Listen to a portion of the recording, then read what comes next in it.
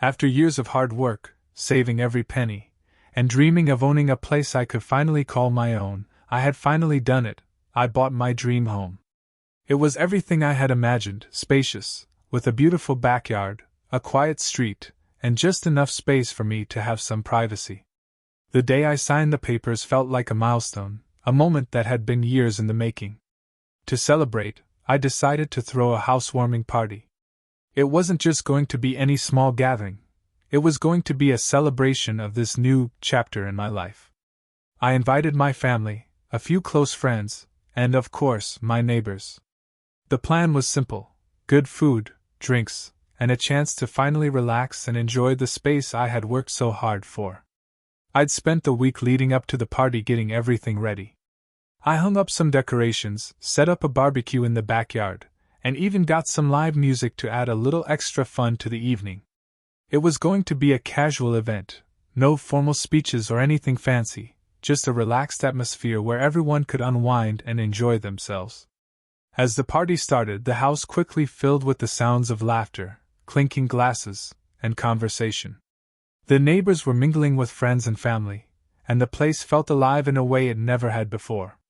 I was soaking in the moment, feeling proud of what I'd achieved, and excited to share it with the people I cared about. But little did I know, things were about to take an unexpected turn. It started with the sound of a car pulling into the driveway, and I looked out to see HOA Karen, my neighbor and notorious for her love of rules and regulations, walking up the path to my door. My stomach dropped. I didn't expect her to show up, especially uninvited. As soon as she stepped through the door, her eyes scanned the room, clearly disapproving of the lively atmosphere. I had barely greeted her before she began her usual tirade. "This is far too much," she said, her voice already dripping with judgment. "You didn't get permission from the HOA for this, did you?" As Karen stepped into my house, I could feel the tension rise almost instantly. The party, which had been full of laughter and chatter, seemed to shift with her presence. She walked into the living room, where a group of people were mingling around the snacks and drinks, and her eyes immediately began scanning the scene. I tried to keep a polite smile, but I knew this was about to become a problem. "I hope you've checked with the HOA about this gathering," she said sharply, folding her arms across her chest. "You can't just invite all these people over without getting approval first. This could be a violation of the HOA guidelines." I felt my smile fade just a little. "Karen, it's a small housewarming," I replied, trying to keep my voice calm. "I've invited a few people over, there's nothing wrong with that." But Karen wasn't listening. She continued to inspect the house, her eyes narrowing at every corner. "It's too loud," she muttered. "There are way too many people here. This is a private community. You can't just have random gatherings without notifying the HOA. You've broken the rules." I took a deep breath, trying not to let her get to me.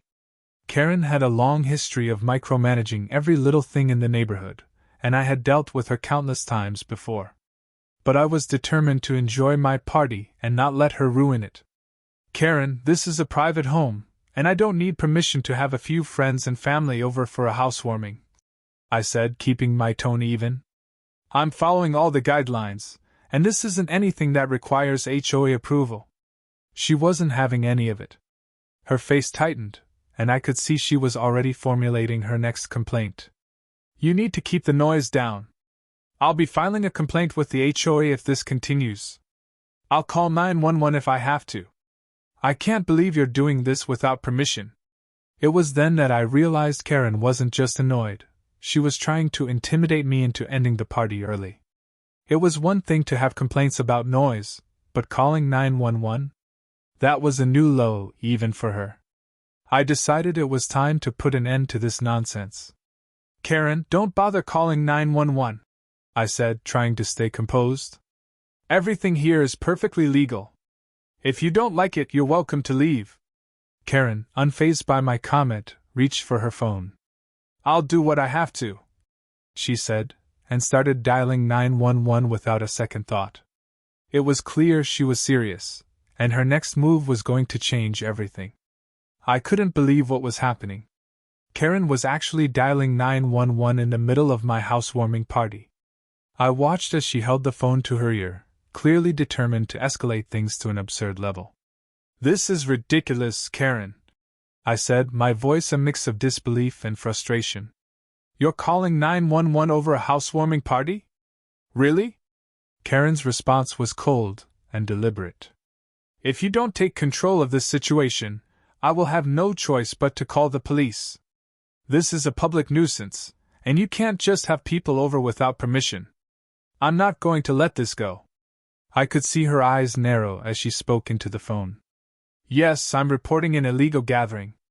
There are too many people here, and it's causing a disturbance. I need the police to come and take action immediately." It took everything in me not to laugh. Karen, the queen of petty complaints, had just decided to involve the police over something as trivial as a housewarming party. I couldn't believe how far she was willing to go to ruin my evening. As I stood there, I realized that Karen didn't realize who was at the party. Many of the people she was complaining about weren't just neighbors or friends, they were officers from my own department. Several of them had come to celebrate with me, and a few were off duty. As Karen continued her tirade into the phone, I had an idea, one that would turn her overzealous call into a total backfire. I stepped back and motioned to a couple of the guys from my department who had been standing nearby, watching the situation unfold. Detective Parker and Officer Thomas, both of whom had come for the party, exchanged glances, and I could see the look of amusement in their eyes. "You think we should head outside to respond to this 911 call?" I whispered, smiling to myself. Parker grinned. "I think it might be time for a little surprise for Karen." As Karen finished her call and slammed the phone down in frustration, she turned to look at me, her expression triumphant. "The police will be here any minute. You're going to have to shut this down." I nodded calmly. "Well, Karen, I guess we'll just have to wait and see what happens." It wasn't long before the squad car pulled up, and the sound of sirens cut through the air. Karen's face lit up in satisfaction. She thought she was about to win.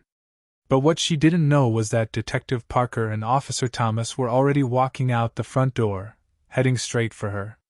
"Karen, is there a problem here?" Detective Parker asked in a friendly but authoritative tone. Karen's smile faltered as she recognized them both. "Yes," Karen said, practically beaming. "There's an illegal gathering here. They're violating HOA rules, and it's getting too loud. This party needs to end right now." The officers exchanged a look, and then Officer Thomas spoke up, keeping his tone light. "Well, Karen, it's good to see you, but it seems like there's a misunderstanding. The gathering is perfectly legal. This is a private event, and there's no issue with noise or disturbance. We're just here to make sure everything's fine, but I think you're the one who's causing the disturbance now." Karen's face turned bright red. She stammered as she tried to argue, but the officers were already turning the tables on her. They smiled at me, giving me a knowing nod before politely but firmly telling Karen that her complaint was invalid. "Karen, if you'd like to file a complaint, you can do so through proper channels," Detective Parker said, his voice smooth and professional. "But as of now, there's no reason for us to intervene. We suggest you enjoy the party, or kindly leave if you're not comfortable with the noise." The officers turned and walked back to the front door, leaving Karen standing there in a dumbfounded silence. Her face flushed with embarrassment, and she watched helplessly as her grand plan unraveled before her eyes. The rest of the night went off without a hitch. Karen, completely humiliated, stomped off the property in a huff, her plans of shutting down the party completely thwarted. Meanwhile, the rest of us celebrated with even more laughter and good cheer.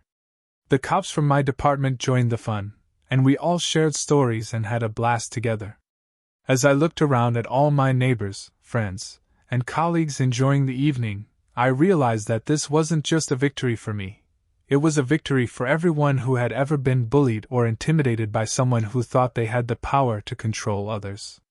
Karen had made one fatal mistake. She underestimated the community, and she certainly didn't realize who she was trying to mess with. As the evening continued and the party resumed, I couldn't help but feel a sense of relief. It was one thing to deal with Karen's constant complaints, but it was something entirely different when her antics actually involved the police, and even worse, when it blew up in her face.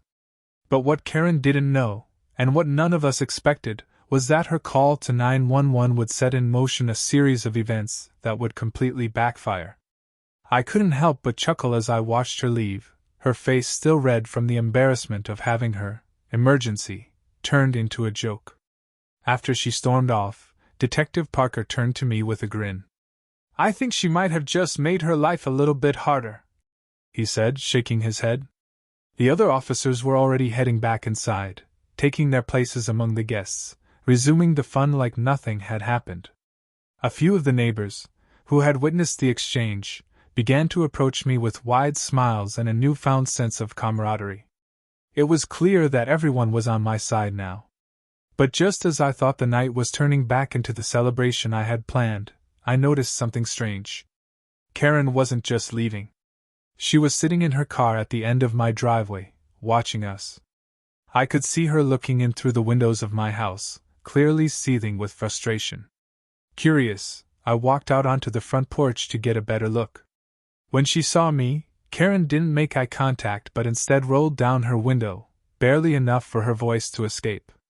"This isn't over, you know," she called out, her words dripping with spite. "I'll get you for this. You think this is funny? You won't be laughing when I'm done." Her words hung in the air as she turned her car around and sped off, tires squealing as she made her exit. I stood there for a moment, unsure of whether to laugh or get worried. Her reaction was classic Karen, vengeful and dramatic. But the truth was, she had just lost. The police had made it clear she had no case. The gathering was legal, the noise was well within acceptable limits, and Karen's attempts to control everyone had backfired in front of the very people who held power in the neighborhood. I turned back inside to rejoin my guests, but now, the party had a new energy. Everyone was talking about what had just happened, Karen's call to 911, the way it turned into a joke, and how we had all witnessed her humiliation. It wasn't just about winning the night anymore, it was about standing up to someone who thought she could run the neighborhood.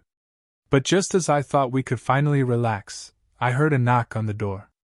I opened it to find one of my neighbors, Bob, standing there with a grin.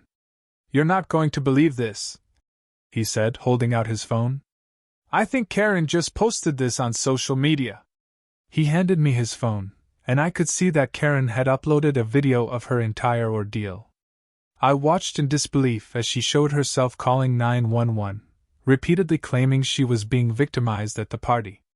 But as I scrolled further, I saw the video cut to her leaving in defeat, looking absolutely deflated as she drove away.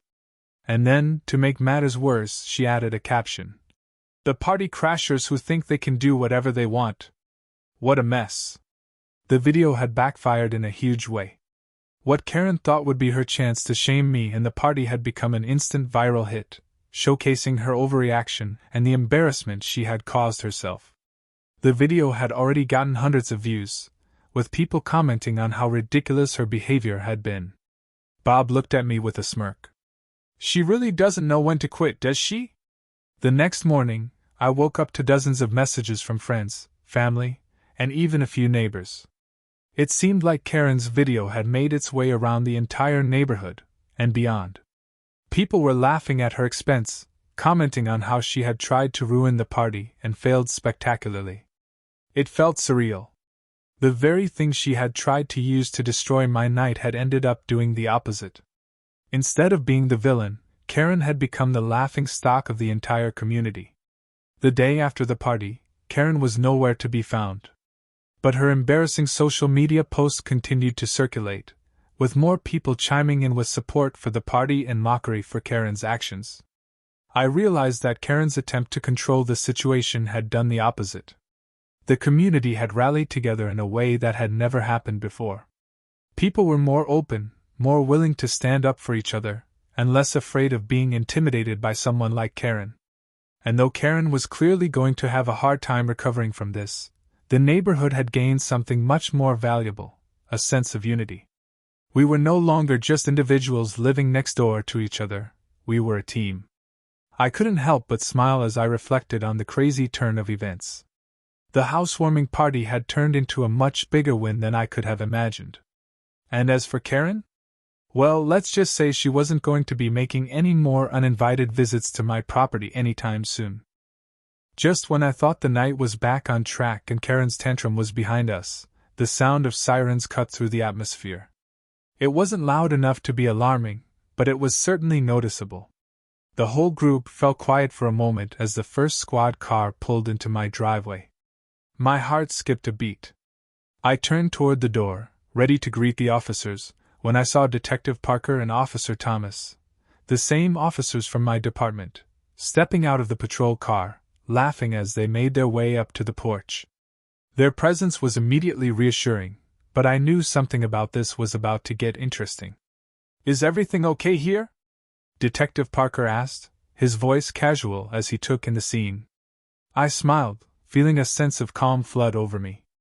"Well, that depends. Karen over there thought it would be a good idea to call 911 on my housewarming party, claiming it was a public disturbance. She was hoping for us to be shut down." Officer Thomas grinned.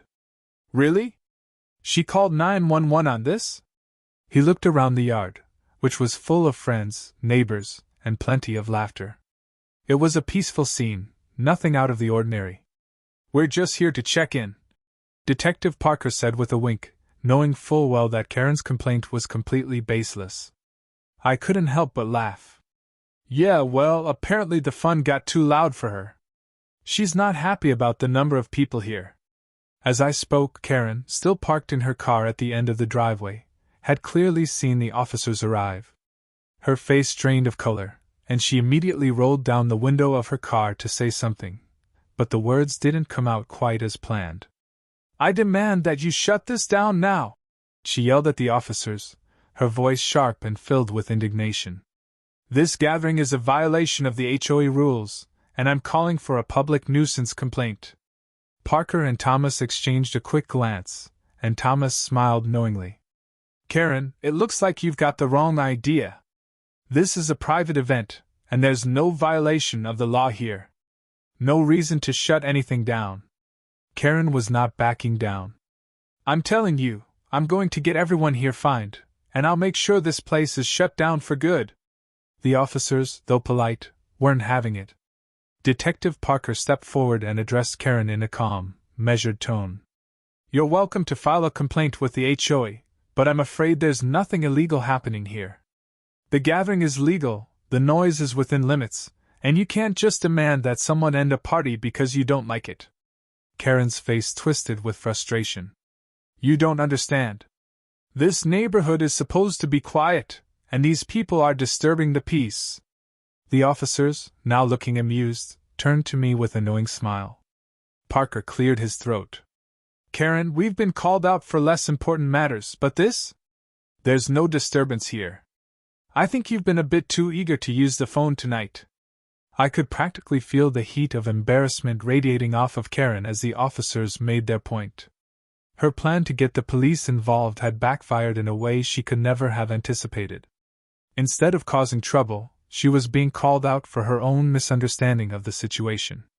The officers made it clear that they were just going to check in to make sure everything was peaceful, and with a final look toward Karen's car, they walked back toward the front door, clearly ready to rejoin the fun inside the party. "Well, it looks like Karen's party-crashing plans didn't work out, huh?" Officer Thomas said with a chuckle as he joined the rest of the guests. I couldn't help but laugh as well. The seriousness of Karen's efforts to call 911 and get the police involved had dissolved into complete ridicule. Now, she was the one standing outside, looking more like a fool than a concerned neighbor. Meanwhile, the party was back to full swing, and my friends were more relaxed than ever. Just as Karen's car finally pulled out of the driveway, the police officers casually rejoined the party, and their presence among my friends only added to the growing sense that we were all in this together. The more lively chatter, the more people showed up to enjoy the evening, the more it became clear Karen had lost. And as I watched the last of her taillights fade into the distance, I couldn't help but smile. The party was back on, and it was clear that no one, not even Karen, could ruin it now. The rest of the evening was nothing short of celebratory. The tension that had been caused by Karen's interference had completely dissolved. Guests were laughing, the music was playing again, and the energy was positive as ever. It was almost as if Karen's attempt to ruin the evening had only fueled our resolve to enjoy it more. The presence of the officers, of course, helped. Detective Parker and Officer Thomas were now mingling with the guests, chatting with neighbors and even teasing me about my newfound police-backed popularity. The entire vibe was lighthearted and fun, just what I had envisioned for my housewarming. But Karen, I knew, wasn't done. She may have left in a huff, but that didn't mean she'd just forget about what happened. And I was right. A few minutes later, I spotted Karen again. She had driven down the street and parked a little ways down from the house, just far enough that I could see her through the window. She was watching, like some kind of scout, her eyes narrowed, no doubt formulating her next move. I knew Karen well enough to realize that this wasn't over. Her pride was wounded, and now, she had lost control. What she didn't realize was that she had just become the butt of the joke for the entire neighborhood. A few of my neighbors, Bob, Tina, and a few others, had noticed Karen's suspicious parking. They wandered up to me, concern in their eyes. "You think she's planning something else?" Bob asked, glancing over toward Karen's car. "I'm sure she is," I said with a half-smile. "But she's already been caught, and there's nothing left to do except wait for her next move." And sure enough, Karen made her next move in a desperate attempt to salvage her dignity. The next day, I received a formal complaint letter in my mailbox. Karen had taken the next step in her vendetta. It was a letter from her, written in legalese, accusing me of hosting an event that violated neighborhood norms and disrupted the peace. She included a demand for compensation for the emotional distress she'd suffered from the audible disturbance. I immediately recognized the letter for what it was, a final, desperate attempt for Karen to cling to some form of authority after her complete public humiliation. She had tried everything, calling 911, involving the police, trying to use the HOA rules, and now, trying to drag the issue into legal territory. But this time, I wasn't about to let her get away with it. I called Maxine, my lawyer, who had helped me navigate legal issues in the past. After reading through the letter, she barely stifled a laugh. "This is ridiculous. We'll handle it. But we need to get all the neighbors on your side. You don't need to be dragged into a lengthy battle. This is just her trying to save face." I called Maxine, my lawyer, who had helped me navigate legal issues in the past.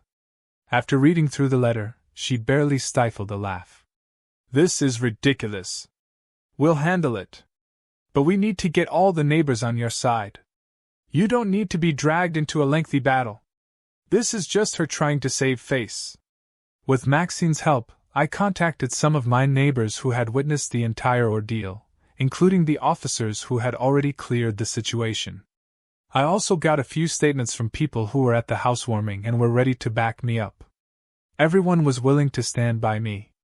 They were tired of Karen's constant interference in their lives, and they weren't going to let her dictate what could and couldn't happen on their own properties.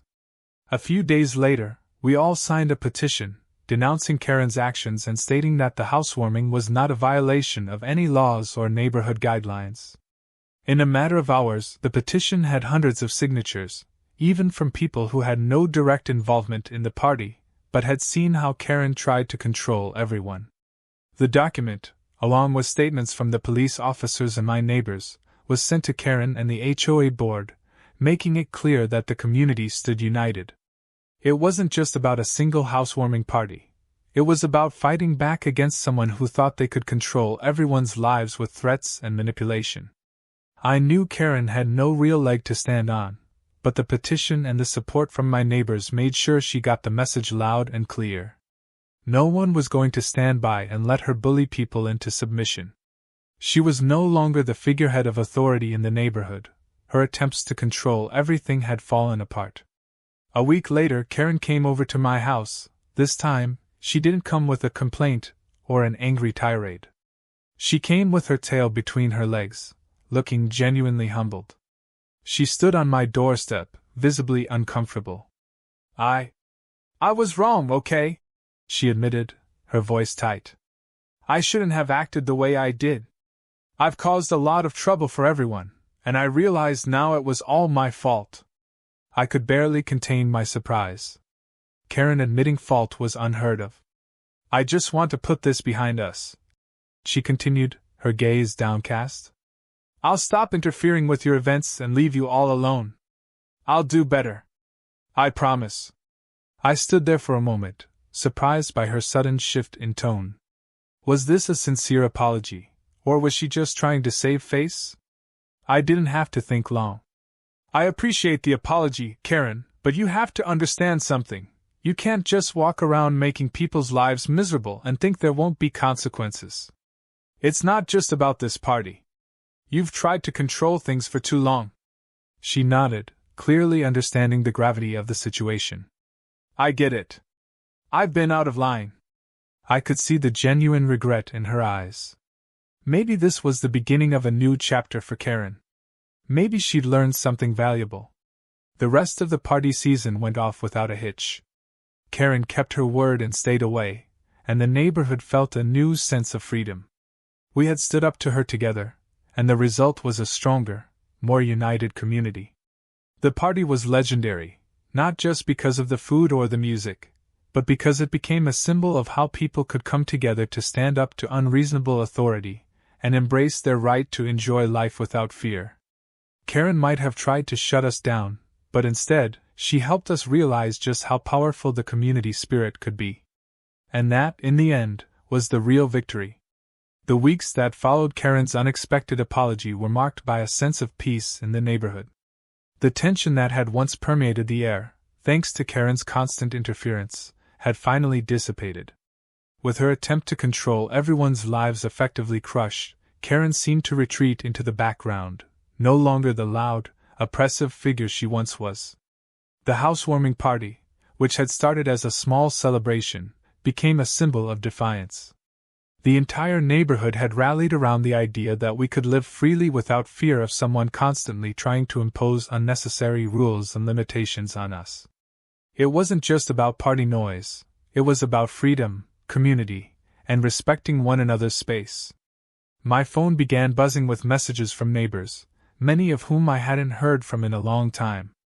They expressed gratitude for standing up to Karen and showing them that together, we could overcome whatever challenge came our way.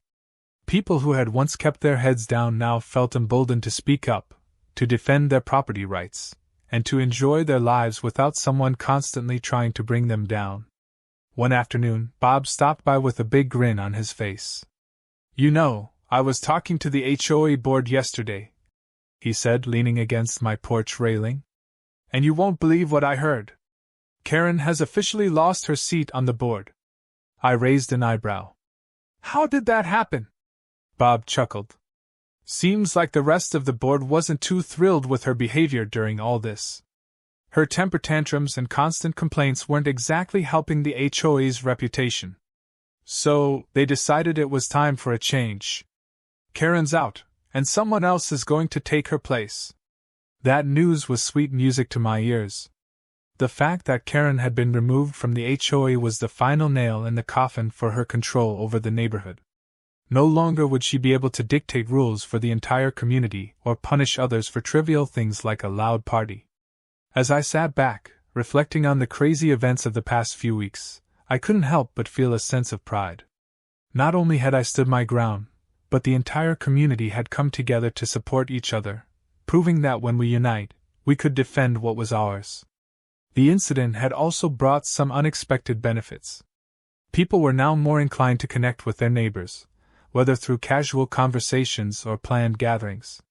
The air of anonymity and isolation that had once defined our neighborhood seemed to have evaporated. Everyone knew each other's names, and we were all on better terms than we'd ever been before.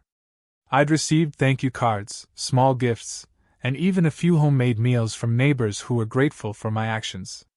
It wasn't just about standing up to Karen, it was about showing the entire neighborhood that we could create a place that was welcoming, peaceful, and free from unnecessary conflict.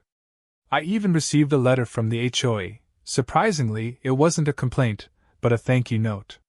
They acknowledged the positive change in the neighborhood and expressed their gratitude for the way I had handled the situation. Apparently, Karen's departure from the board was no coincidence. The HOA was now looking to adopt a more community-focused approach, something that was long overdue. As for Karen, I'm not sure what happened to her after her defeat. Her reputation in the neighborhood was irreparably damaged, and it seemed like her days of controlling others had come to an end. We still saw her around occasionally, but she was never the same person. She was quieter now, less involved in the community, and I couldn't help but think that maybe she had finally realized that bullying others into submission was never the way to get what she wanted.